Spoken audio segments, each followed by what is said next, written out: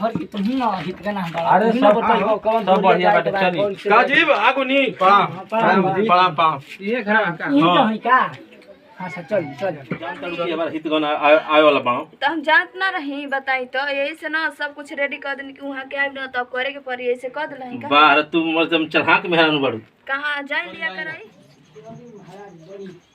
अरे चल आई महाराज रोगा पुरान पानी रोगा अरे महाराज देखो रोगो सब है पुरान आदमी के लेके अच्छा बताई रोगा लोग खुदे नहीं थे दाम मनते नहीं सब घर दुआ देखिए हो गया उसमें गिर जाता उनको ही आदमी रहता तो हैं अरे ए महाराज कहीं शिकायत करइबो का तू ससुर गइसने घर में लिया आइबो त गिर के घाव लग जाई मन तारा कोई थई ना बाबा अब कुर्सी तो तू चल मरते सुनी क्या कोई जा बच्चे कदा सन रोगा कहतनी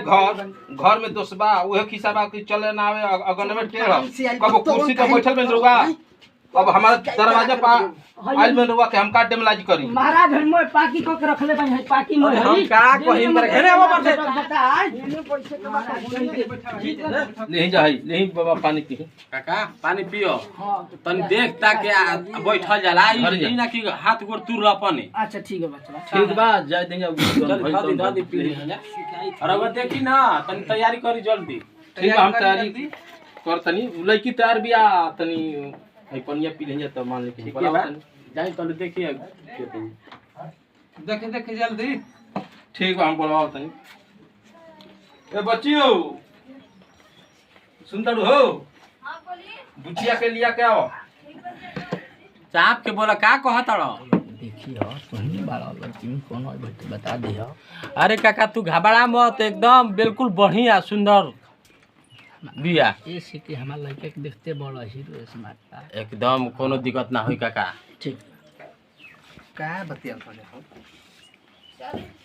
अरे तोहरा के ना बुझाई तो जा रहे हैं ता शिकायत करवा दे अरे मार देखो देखी है लड़की आगुली हां बहिन आई जो ऊंची देख ला हो काका ठीक है ना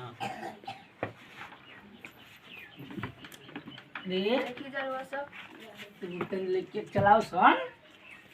अच्छा चलाओ तो बैठ के पहले खड़ा करइबो नहीं पहले तन चलाओ सन देखल जाओ अच्छा बुच्ची खा हो जा आओ ये तो मैं काई कर रहा हूं गांव से ना बैठा रहे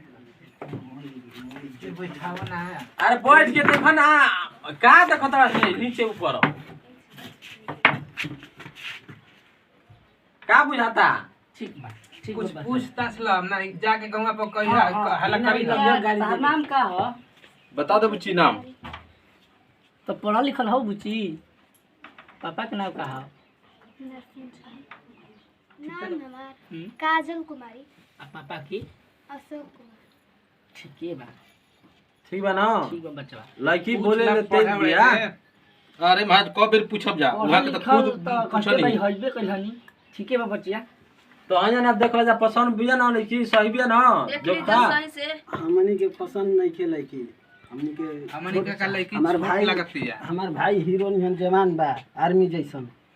ई लड़की छोट बिया बैठो अरे मर्द तू बैठ पहले काहे घबरा तो कहतो जा अरे कितना बढ़िया लड़की बिया लड़किया कहतो छोट लगती है नहीं अरे महाराज सुनी जा एगो बात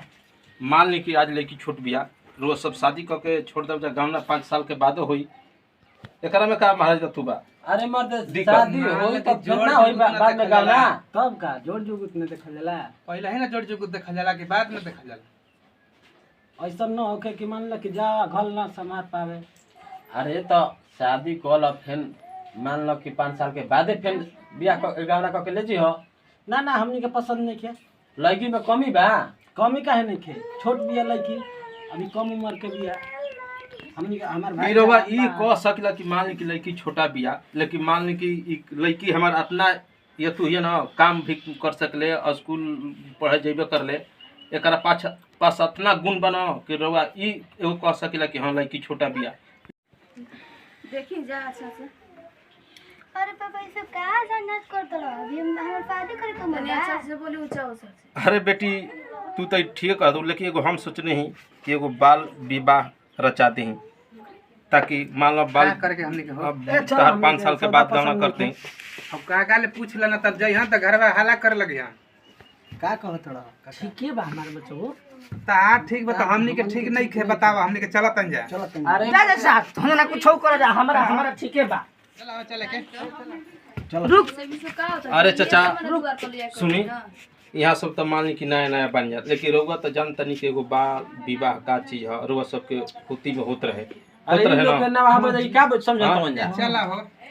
चल हमरो हमनी के तो चले विचार के रोवे वाला बाजी लेके अब जनते बनी ना भाग कैसे फंसे हैं हमनी के तो ठीक बा मान ली कि राउर लइका हम जाता रउए ना समझाई ठीके बा तो खबर रोवा के दिया ये करा के सोच समझ के चला हो ठीक बा जाए दी अब समझा सारा हलिया जा घरहू लेवे के बा ना ठीक बा तब चलेगा जा बेटी घर में जा